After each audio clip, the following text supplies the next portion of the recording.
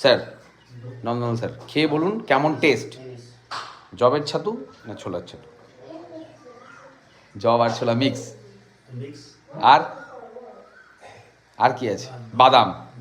হ্যাঁ, দুধ দুধ দুধ আছে, দুধ আছে। আর বাদাম, অরেঞ্জ আছে। Very good. আর আর আরেকবার নিন, আরও একবার দুবার নেন, কারণ আপনার আছে আরও বাকি। তাড়াতাড়ি শেষ হয়ে যাবে, টাইম 1 মিনিট মাত্র টাইম।